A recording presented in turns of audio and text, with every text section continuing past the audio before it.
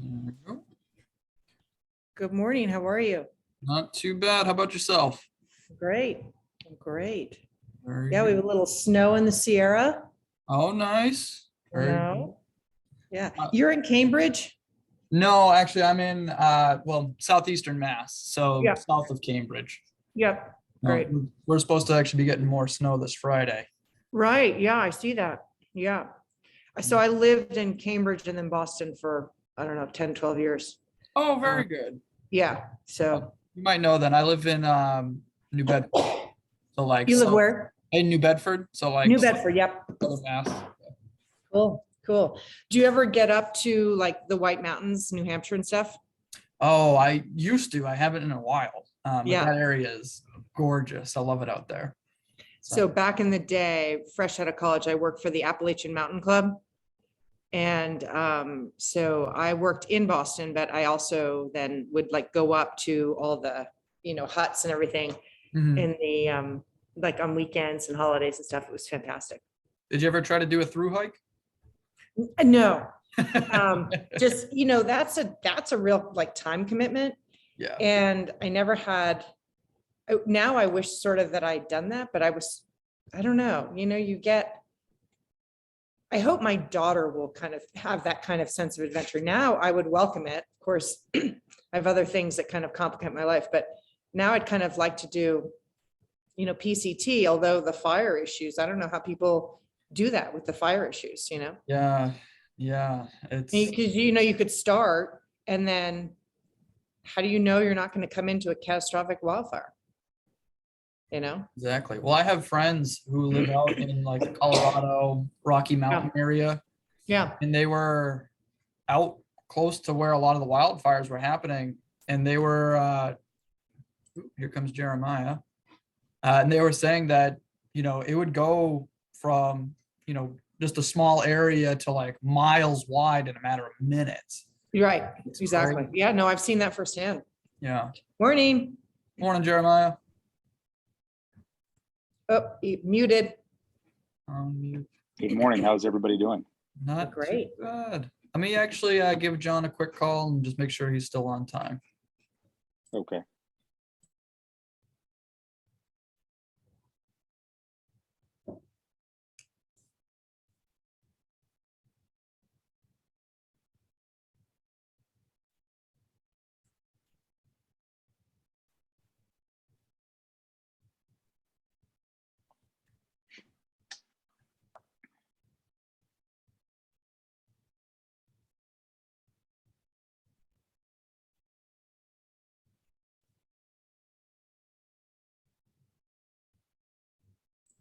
And here he is. Good morning. Excuse me, tickle. I think he's still connecting. Great.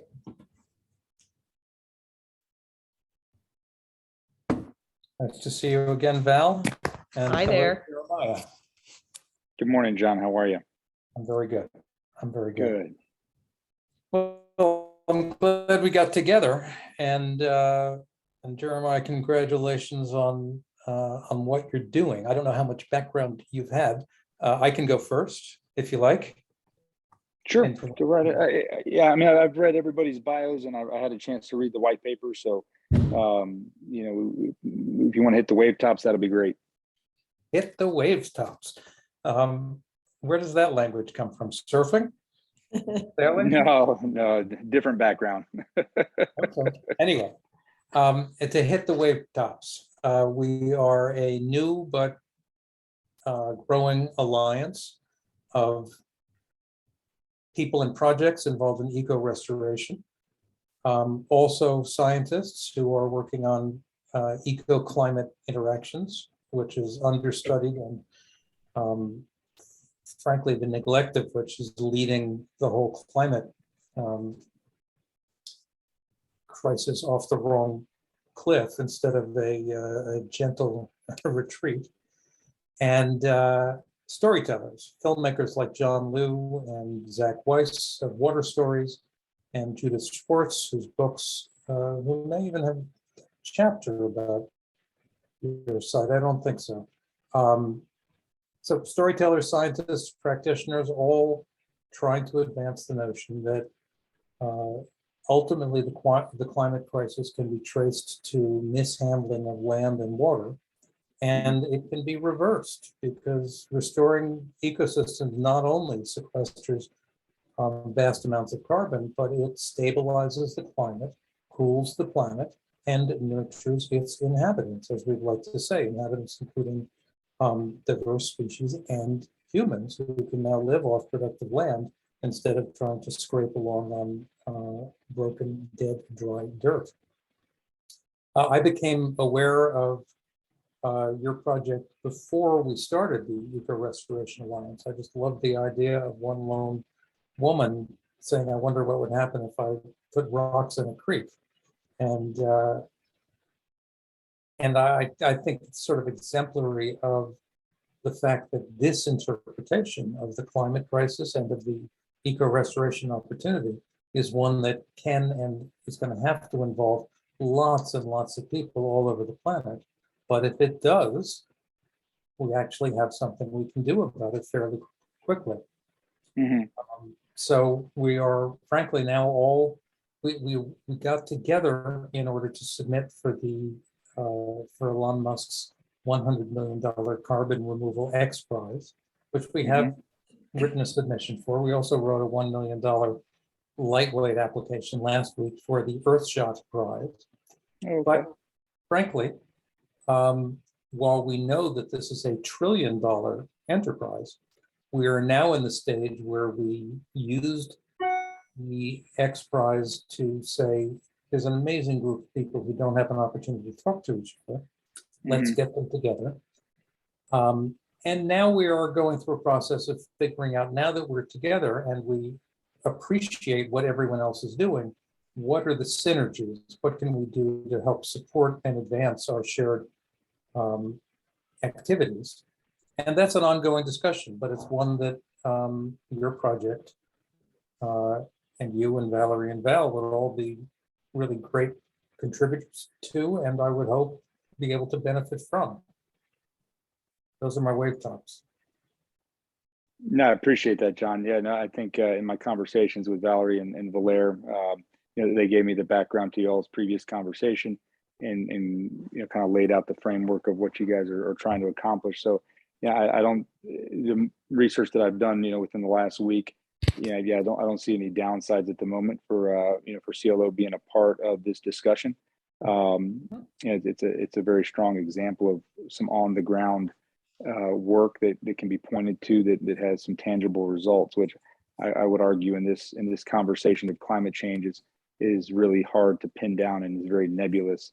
And CLO, has the proof in the pudding, if you will, to demonstrate these, to demonstrate the benefits of the work that we're doing. Absolutely. I wonder, so I gather that, and I'm sorry that I'm still working on the variations on the name Valerie, but Valaire and Valerie have been doing this for quite some time. And you, I gather, are a more recent CEO of the project. How do you expect to shape it going forward? Shape the project? Well, that's actually a very timely question, given that we next month are going to begin a full bore strategic planning endeavor. I came on board approximately 2 years ago, and the immediate tasks at hand were really to conserve the preserve there in Sonora, Mexico. So that took some time. It was completed recently, and now we're at a point where we can turn our attention to this larger question of how are we going to shape it, because there's some complexities involved with the different organizations that we have, and a lot of interest in northern Mexico for CLO to take a larger role in just general land management, in conjunction with other projects. And so I think your question, I don't have a direct answer for you, only because we're at that point in our growth curve to where we're going to lay out what those priorities are and how we are going to shape our role going forward. So that it's a great question, and it's one that we've got to ask ourselves, and hopefully we're going to hear in about the next 30 days, we're going to have some pretty intense discussions about it, because we need we need to lay that out. And yes, I've got Yeah. my ideas, but I'm gonna wait till I can vet those with the board. Been there, done that. I appreciate that answer. Thank you. So if I could add a few wave tops to this discussion, and I think we're in a safe place with friends here, I hope. So there'll be some personal sort of slight family laundry, but this whole project started when I was in college pretty much. And my mother, who is in some ways visionary, in some ways accidentally successful, which is kind of an interesting combination. And then it sort of grew from there. Now, of course, it was personally financed by her for many, many years. And it grew in such a way that it became really like, she'll jump over here and do this project, jump over here and do that project. And at a whopping like 105 pounds dripping wet, she's not actually doing the work. She's getting other people to do it. So there was a lot of kind of chaos and mayhem involved in this, with people kind of coming behind to actually do the work and then corral this energy. Not a problem, other than the fact that when the transition, and I had said to her, about 20 plus years ago, it's time. I was working with the Nature Conservancy at the time, and I said, hey, it's time that you really solidify this as an entity separate from you, with independent finances, with some fundraising capacity and all these institutional things. She didn't like that advice, didn't take it, and subsequently ended up having kind of a very dramatic and unpleasant divorce that involved wrecking some of the finances that were supposed to go to CLO. And then we were left with the situation of, how do we continue this? What do we do if we don't continue it? And so that became a bit of a process that I, kind of tried to navigate through. And through that process, we were able to find some initial funding with the Weiss Foundation. I knew Jeremiah from another project. We were able to bring him on board to kind of solidify and get institutionally things set up. But I say this because I think it's important to understand that dynamic with my mother, because she still continues to be very opportunistic and not like, okay, this is our vision, this is how we're going to get there, which makes it very complicated for someone like Jeremiah and me. But it also makes the ride kind of fun if if we all can stay safe and sane-ish. But I think this is important to speak of at this point, because in the past, my mother has had a lot of snake oil salesmen come, and a lot of versions of this conversation have happened many times. Like, oh, we want, and typically it's someone who has a slight potential financial benefit from it. Like, oh, we want to do an ecotourism resort, or we want to sell your product, or we want to sit on your board and we're going to advertise for you. Like, there's always something that is going to take CLO to the next best level. And so Jeremiah, I think is appropriately sort of like, okay, how could this relationship be snake oil or not? Because we just don't know in terms of CLO's past. We don't have a solid process for evaluating these things. We also are very nascent in terms of just our structure and getting kind of systems set up. None of that is interesting to my mother. She's like, oh, we just need to go out and save the world. But meanwhile, the team is behind her picking up the pieces. So I think that that's an important thing to think of as, we contemplate CLO joining. I think what my mother thinks is that, and she has told me this, is that, oh, this is great. We will get the word out. If we join ERA, we will get the word out about how great CLO is. And then everyone's going to want to give us money. So great. But I also want to tamper her expectation and say, just because people know about CLO doesn't mean they're going to start giving, or, like, she just doesn't understand some of these, things. And I'm sure you've dealt with this with other grassroots kinds of groups. And so I just want you to be aware of that. The other thing is, let's just see here. So I'm just writing my notes here. In terms of like a lot of like the materials that you send out frequently are fantastic. And I look at almost all of them and I think it's fantastic. And my mother will ping on that and like, well, we need to be doing that. We need to be doing that. And so I think part of this whole process will be like helping to corral her through this experience. And I guess Russ invited her, or maybe you did invite her to go to New Mexico to look at some restoration project. No, that sounds like Russ. Okay, great. So, so I talked with her yesterday about that, and she said, well, CELO could get involved in New Mexico. And I said, I think it's great if you want to go on a trip and you want to personally go and look and say, hey, I think these watersheds or these, areas Sure. could be restored, but that's not where CELO's mission is. And so we just need to sort of like, she's also 82. I get it. But any event, so I think with all that said, I have two more points that I want to make. One is I agree.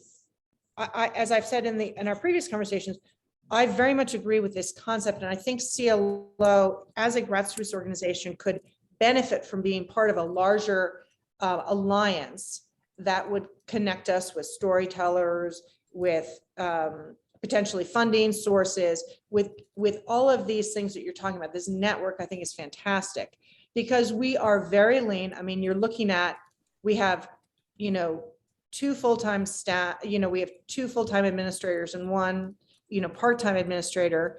And, for a huge project. And so getting some help with an alliance beyond us would be fantastic. We'd just like to know, I think, like, how do we, some of it looks top down, like, the idea is here, how do we get to here? So I think, and how do we engage in a way that it's not just like, oh, interesting article, okay, now I'm going to go do whatever. Do you know what I'm saying? Yeah, I do know that was an incredibly helpful big picture. Okay. I've been in my own share of functional and dysfunctional organizations and non-organizations and families. And of course, when you're in that situation, it shapes everything. And rarely do you get to see someone else in that situation, but it makes perfect, everything you've said really makes sense. Okay, Let me good. just address some of the key points. Thank you. So the snake oil alert, we're not making any promises, and we frankly don't have our act together well enough to make any credible promises as well. I actually do think that we could help make COO be better known, but I have no idea and no promises about whether that will result in funding or whether funding is going to be our next opportunity or our next risk. As you know, funding can break an organization, and we had a discussion. We've just applied for $2 million grants, and we had a town hall meeting, which you're welcome to join, and I think you've already gotten the invitation for just yesterday, in which John Liu, who I think you probably know, the filmmaker, made a point, and all of our nods were heading that, when you take big money, you sort of buy into the very system that made the problems we're now facing. That's a good diagnosis. The prescription is still not clear, right? I mean, if you take poison, you can die, but medicines are poison too if you mistake them. So none of that is clear, but that's my snake oil disclaimer. Okay. Yes. We also are going through the stage, as you can see in the mailing list, which I believe is where you're getting this stream of output from us. It's unregulated. So what you see is sort of a really interesting cross section of the interests of those who choose to post. A group to whom I'm hoping you're going to add your number. There are lots of things we might do.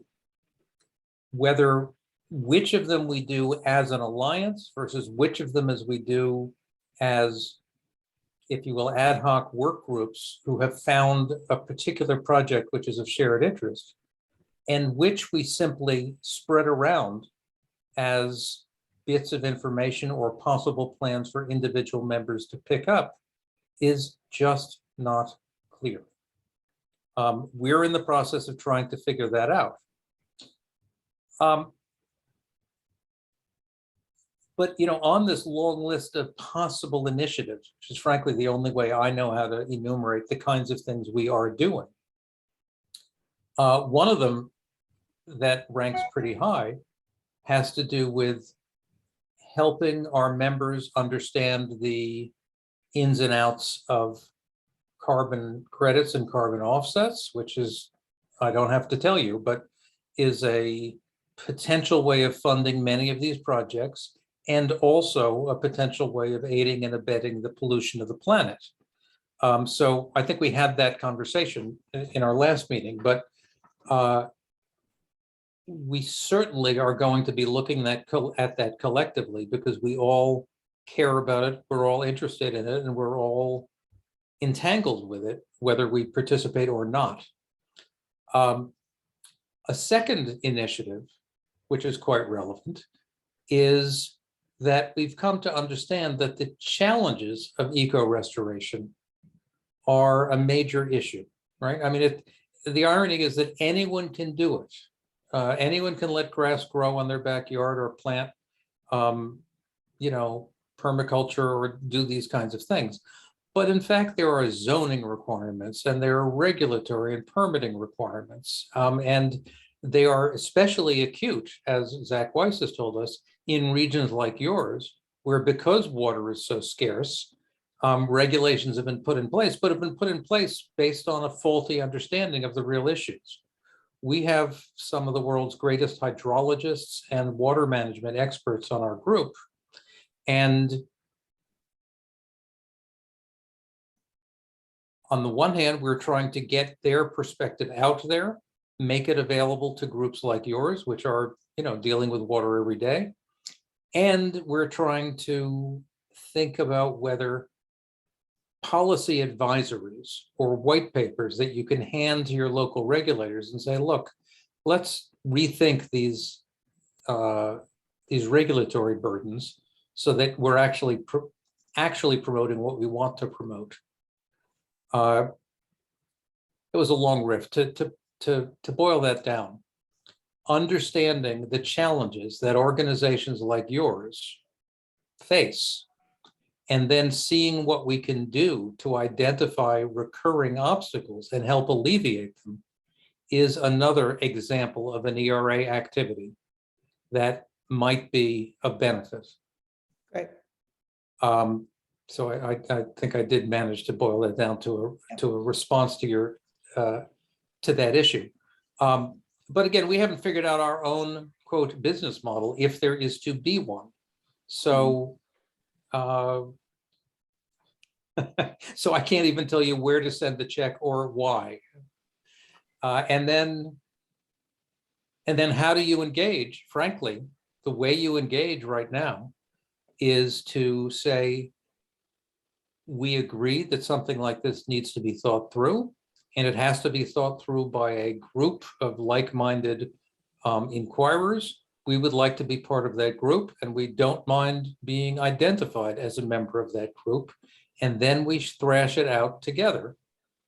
And I would predict that from that, you would get some good ideas, which you or your mother might actually be able to run with.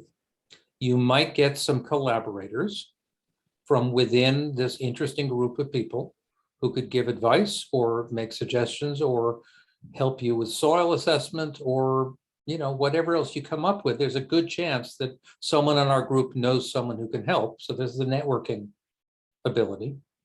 And you can help us decide which of these initiatives and which of these organizational models actually fits the needs of this particular collection of interesting people. It's not well cooked. On the other hand, as you know, the time spent in the kitchen is often a good time anyway. No, that's really great. That's really great. Thank you. And of course, the international element is one that we deal with. And so, and it's a tricky one because, and Jeremiah can speak to this a little bit more if he wants, but you know, like we are impacted by the US, and Mexico doesn't really want to butt heads with the US in those ways. And so, you know, we're right there, you know, the border wall is obviously a big issue for us. Yeah. You know, on the one hand, you say, well, you know, border wall is superficial, doesn't affect water, but we would argue that it has affected water significantly. You know, these little things like, for instance, like, you know, to build the border wall, they tapped into wells on the US side, which affected wetland areas and, you know, and wells on our side. So, and that went completely unregulated. And so we have, you know, we have those dynamics. We're not, you know, as far as I understand, and Jeremiah, you can correct me, we don't really get any traction from the Mexican government to say, hey, you know, these environmental impacts are happening. US, this is a problem. It's more like, you know what, the US wants to put the wall up, we don't care. I mean, like, you know. So And we're not going to pay for that wall.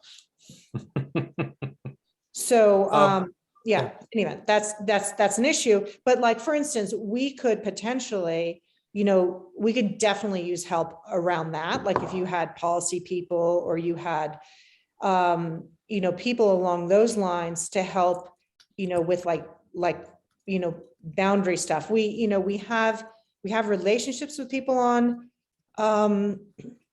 you know, north of the border, obviously know the whole team there. And I don't know if you saw the Washington Post article about Guadalupe Canyon. We can share that with you. One of our neighbors north of the border, Jeremiah, can you send that? You know, is now one that Yes. actually was not, you know, the wall went right through and there was blasting on one of their hillsides. And when CLO approached them to say, hey, do you want to try and fight this? They said, no, basically. And now I think they've got Center for Biological Diversity. I think that's who's suing on their behalf. So there was a whole communication misfire there. I don't know how that went wrong. I feel like together we could have said, hey, we've got a preserve, a nationally recognized, presumably internationally recognized preserve on the border. You've got blasting north of the border. We've got water issues. We've got the wildlife refuge here. How are we not all communicating about that? So is your territory and theirs literally on opposite sides of the river? yes. Are they contiguous for the river? It's just the drive. It's just the border. Yeah, border. There's It's no not river there. water, running water, but there Okay, are. but the border, canyons. but you're literally adjoining. Yeah. And yet, yeah, okay, that's really interesting. And tragically, I actually went to high school with one of the owners. Yeah, But, So that's a there you unique have it. family So that's a situation. really great case. And by the way, I told Valerie, Jeremiah, but before I got involved with the ERA, I was sort of sucked into this whole enterprise because I was entranced by the notion of an eco-zone along the entire US-Mexico border as an alternative to a wall and a war. And that got me, you know, saying, well, but where's the water going to come from? I began to understand water issues, and then I sort of got to my current understanding of the more general case. But I still think that an ecozone at the US-Mexico border is, you know, equivalent to the Great Green Wall in Africa project, could be really a major contributor to global governance and global climate stability. True. Well, and I think the thing to keep in mind, John, is prior to the wall, that's what it was. I mean, people kind of talk about it as if it's a new thing. At least the border that we work with Arizona and New Mexico it's not the most hospitable country for people to go through to begin with. And through a lot of the work that was done at CLO and elsewhere, it was very impassable, quite frankly, prior to the wall. And then during construction, the ability for people to migrate and move became a lot easier. In fact, very easy. And so, I would argue that the construction of the wall really set back this eco zone, to use your words, that had been in place and was already progressing towards that direction, for the last 20, 30 decades. And everybody who works in the borderland region appreciates and recognizes the biodiversity of the Sky Island area. Again, it's not new to the folks that are down here, but to Valerie's point, it's communicating the importance of that landscape and the role that it plays, not just in water, but in biodiversity and social circles, et cetera. It's just kind of been happening in our own echo chamber down here in the border. Well, so it's really interesting to hear that and to learn that. It's such a, pardon the expression, diverse socio-political landscape, if you will. Yep. But these, and I think you were responding to the notion that what are the barriers to actually taking this through? This notion that these two common plots of land on either side of the border. Now, do you have some thoughts, Valerie, about how the ERA might be able to rejoin a conversation between you and your neighbor to the north? That seems like a... Yeah, so I actually, and Jeremiah, this is what I was going to call you about the other day, or called you about the other day. I actually think I just need to step in as a, former classmate or, schoolmate of one of the landowners and just say, hey, we've moved apart. We want to reconnect. This is what we're up to, and come from a non-agendaed kind of perspective. Because so that's very interesting. So that's actually potentially a service we could provide with it, instead of you trying to initiate bilateral discussions, you can just say, hey, there's this really interesting multilateral forum available. Well, that's fantastic. And especially, because, they run cattle, and I'm sure they're familiar with Judith Schwartz. And I think that would be some buy-in. I mean, at the risk of, and I would say this with my mother, on the Zoom, my mother can kind of come in and say, why aren't you with us? If you're either with us or against us, and, oh, never mind, we're going to go do our own thing. And then there's a communication breakdown. But I do think that, so I think so I'd be interested to talk, and maybe offline, about what some strategies around that could be, that could involve, ERA sort of, like helping with that in some capacity. I also think that some of these people, particularly this landowner in particular, would be really, I think they are subject to impressible things, like the list of people, or, that are involved with you, or like being, like there's a movie about, like, let's say, we get a movie about this. There was one that was done by the New Yorker that was really not that great. But I was just thinking about, like, did you ever see the Guggenheim exhibit last year? Oh my gosh, it was so good. What was it called? I think it was only in the Guggenheim in New York, but it was all about land use over the years and land changes. And they talked about all these huge projects. I don't remember the name of it, but it was there in December of 20. I can find it. Yeah.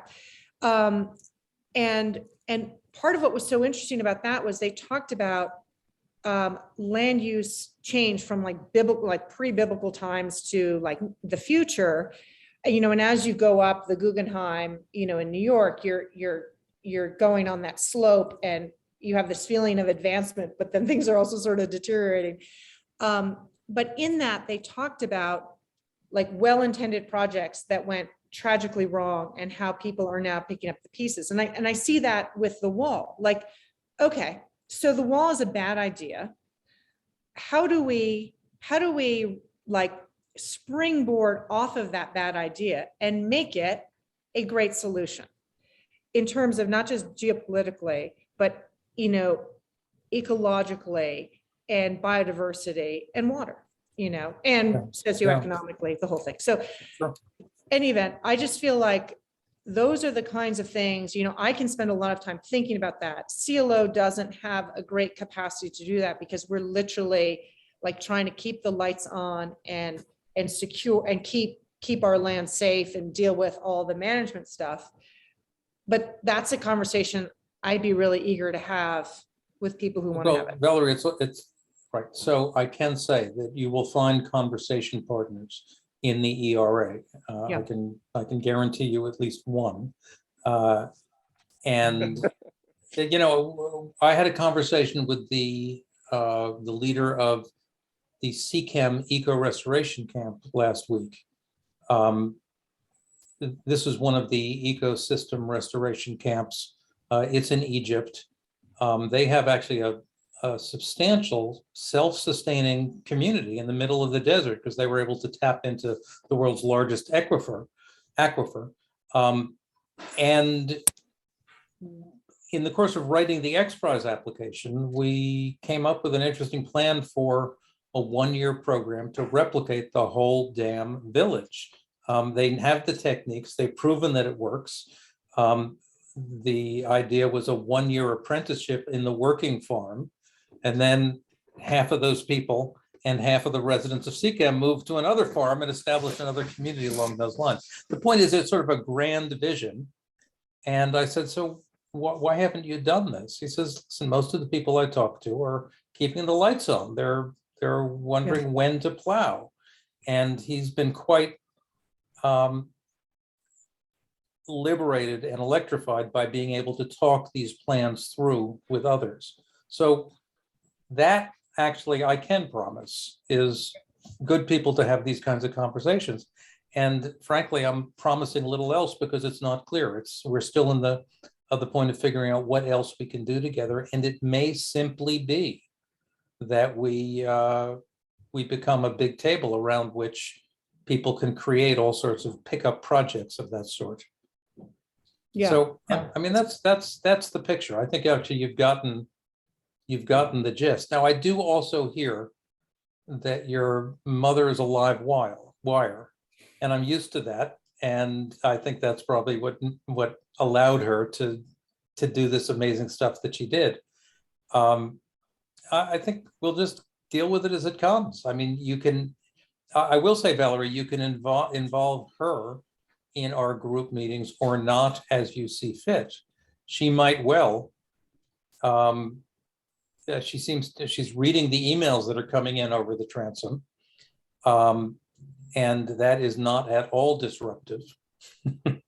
Right. And so it could well be that you become the liaison and she becomes sort of the springboard. But I'm also trying to say that I'm quite ready, willing, and able to have a live wire join some of our conversations. Yeah, that's great.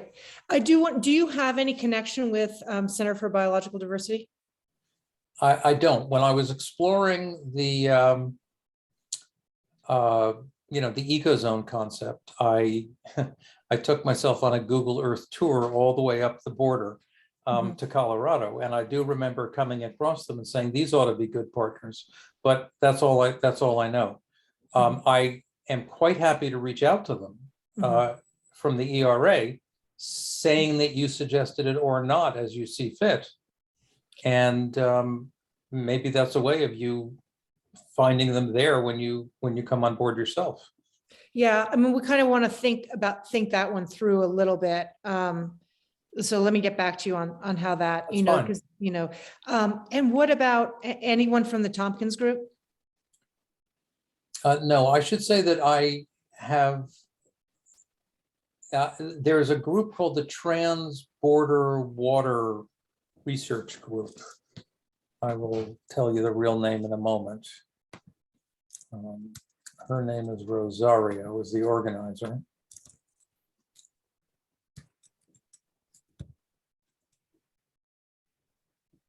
Binational Groundwater Task Force and the U.S.-Mexico Trans-Border Water Group.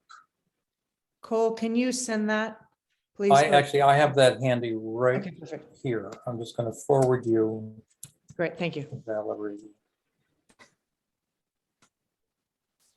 Maybe copy Does it have to do with Jeremiah. the recent article that came out from a researcher at the Texas water, I can't remember the exact name of it, but they basically did a study on all the transboundary aquifers here recently. Is that the same thing, John? I don't think so. This is sort of a group of, Rosario sounds. well, she may Okay. be involved. She's the organizer of this group, which is really just sort of a discussion group of practitioners and academics dealing with those issues. You know, my critique would be that they seem to be a group of academics and practitioners dealing with those issues, and they, perhaps like us, well, not like us, it's not clear that they are aspiring to pull the pieces together at scale, which is, of course, what is really required. I'm not saying we know how to do it, but that at least is our aspiration. And it's not clear to me that they seem more like a discussion group for academics, just to sort of drill down on issues that might lead to academic publications. That may be harsh and inaccurate, but it's a familiar pattern. But see, that could be helpful to CLO, because CLO operates a lot on anecdotal. We've done this, we've seen this. Yeah, well, there you go. And we don't have white papers that will speak to this, that where we can say, okay, you may be sitting in an office in DC, but we're going to send you a white paper that shows, what we believe, is a case statement for CLO. We do have one literature piece that I will send to you. That's sort of more of a literature review, but I think we would benefit from, don't you think, Jeremiah, we would benefit from having, more scientific literature to justify our work? Sure. No, that would always help. That could always help. The answer to that question is yes, of course. And I'm looking for your email address. I'll forward that to all parties. In fact, I'll attach it to this invite. Great, thank you. I've just realized that, to my knowledge, Google Calendar does not show you the email addresses. Let me say that again.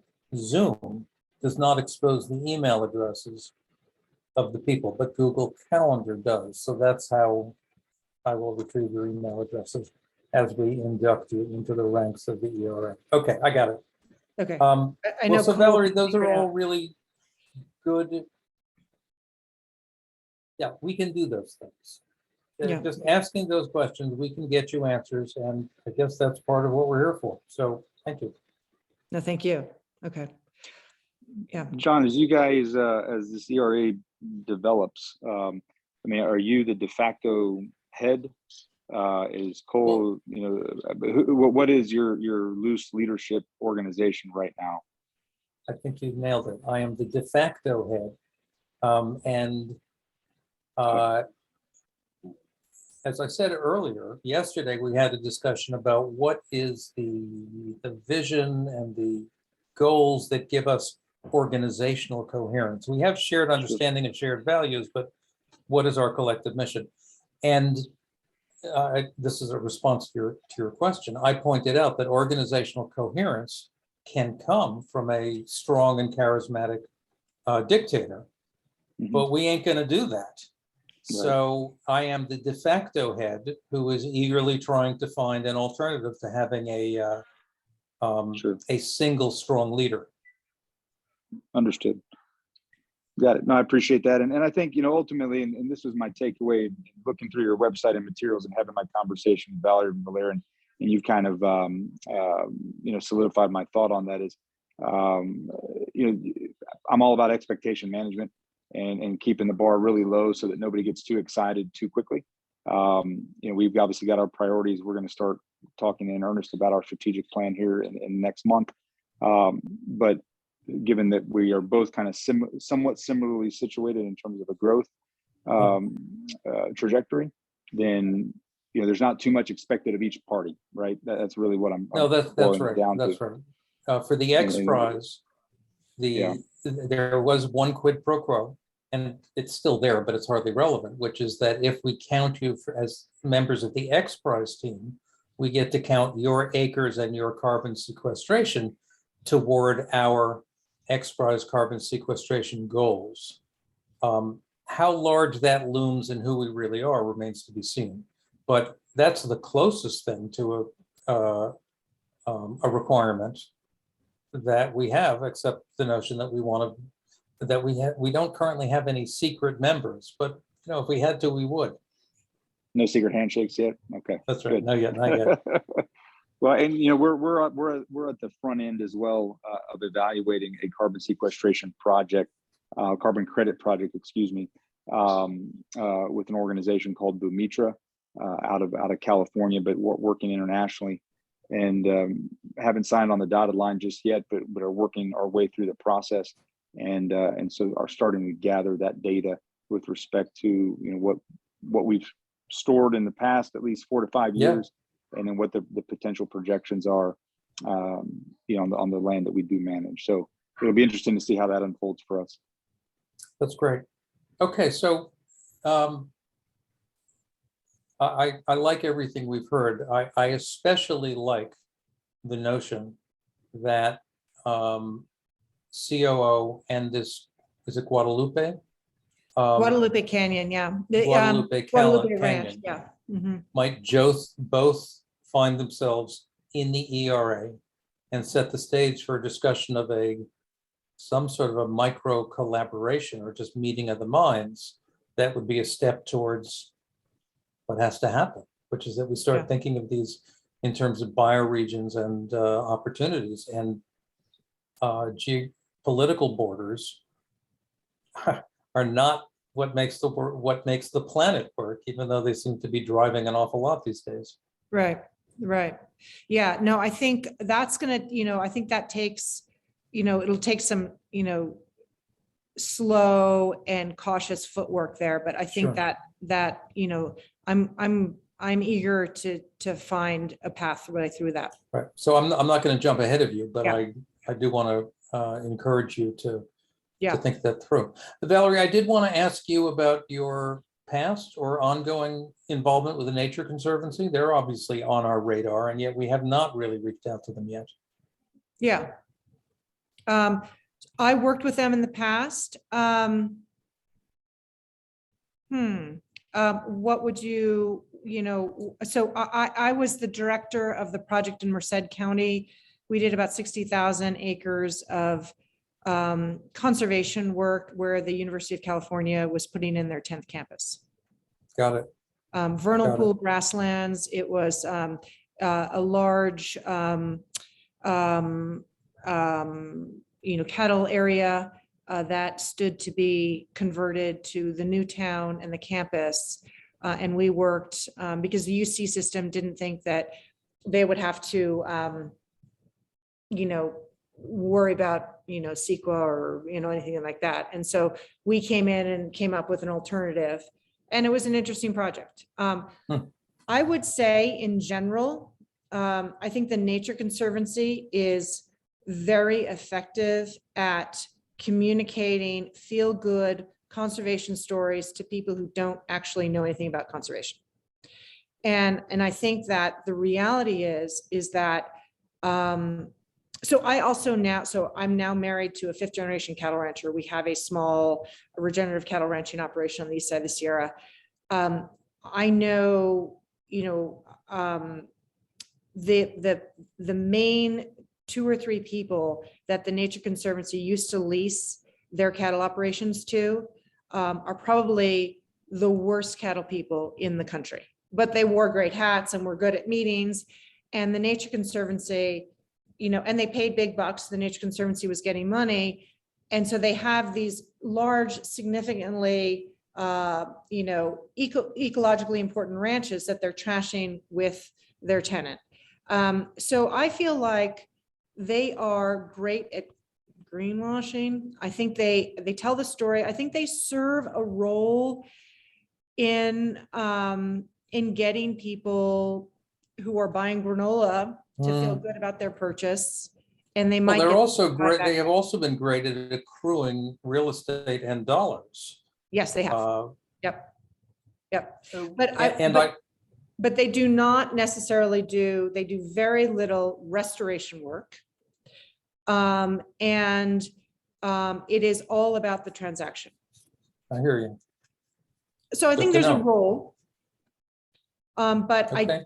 I personally, and so for example, one of the projects that CLO is expanding to in Mexico, we've just taken on the management of El Uno Ranch, which used to be owned by the Nature Conservancy. The Nature Conservancy spent a fortune to buy it, probably paid 5 to 7 times what it was actually worth with donor dollars, and then proceeded to trash the place.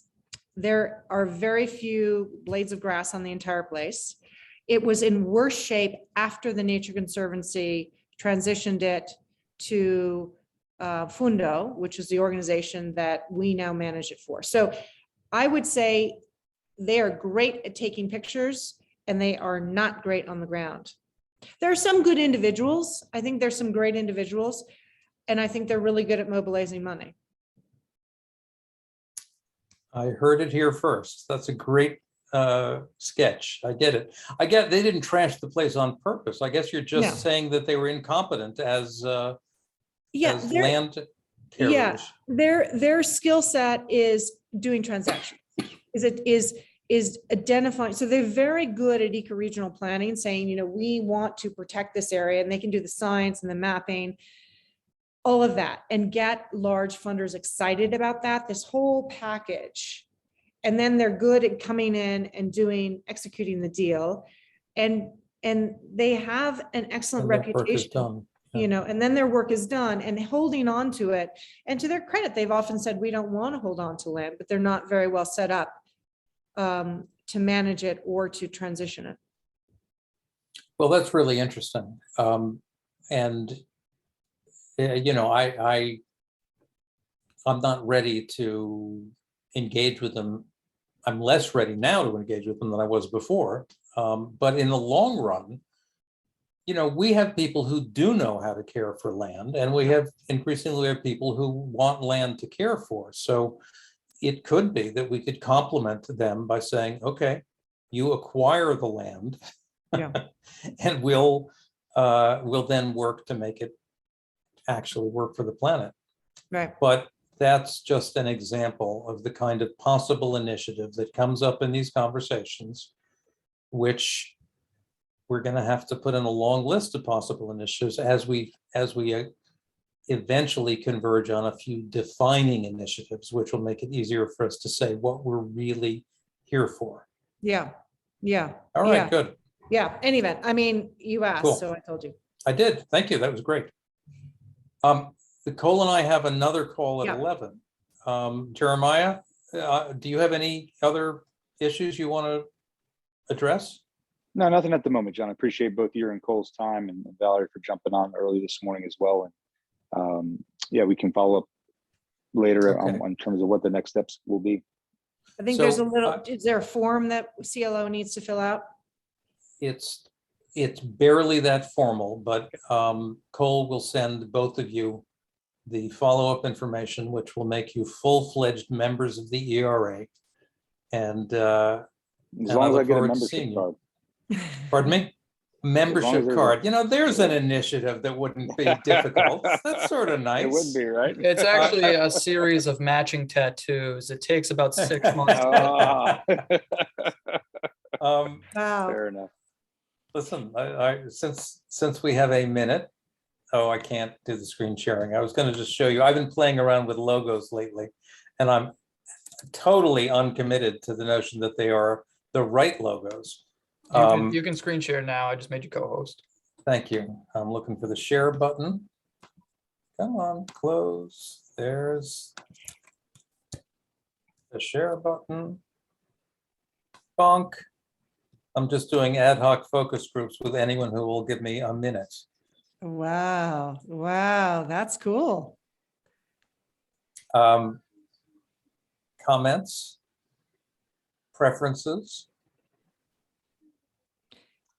So I think, so the three ones with the tail on the A make it Yeah. snake-like to me. I personally like snakes and had a snake as a pet for Interesting. a long time. Okay. But that, can have an impact on people. All right. I So would what be- is the tail of a snake doing on a kangaroo? Is it obvious that these are kangaroos here? It could be a stylized snake that's eating its baby. That's what I call good feedback. Okay, Yeah. keep going. I want to know why there aren't any roots. Like, why doesn't the R or the A have some Yeah. roots going into the soil? That's a really great question. Cole's version had some roots. Yeah. To me, I'm just cutting it off at the top and the bottom, but it's a great point. Okay. Maybe the R is shorter and then the bottom of it, so it's all in the same plane. But the roots could start like at the opening of the E or something. That might look messy, but I just feel like Interesting. roots. I hear you. Okay, good point. Or you could use Great points. the roots as an underline for the. Ooh. Yeah, I- that's what I'm thinking, is that we can spread out the roots. Okay. Anything else that was helpful? The second one down, that to me looks a little, those ears look a little like those kind of cutesy Japanese characters. I've been noticing that also. I couldn't quite put my finger on it, but yes, they do look like my kitty. Okay. All right. Anyway, there's been absolutely no one has even asked for a logo, but here I am. This was a Good riff on initiative, John. membership cards. Well, exactly There right. you This go. is what happens. We inspire each other, and First we priority, exhaust take each care of other. the swag, and then you can worry about the policy. You gotta look good Exactly. first. You're not legitimate until you all have matching hats. At That's least right. that's what they tell You me. That's nailed it, exactly right. Jeremiah. Okay. All Thank right. you so much. I appreciate your time and thank you for taking this extra time. It's really great and we'll be in touch. Okay. I look forward to it. I learned a lot. Yeah. Thank you. All right, John, take care. We'll be in touch. Thank you. Bye-bye. Bye-bye, Cole. Have a good one.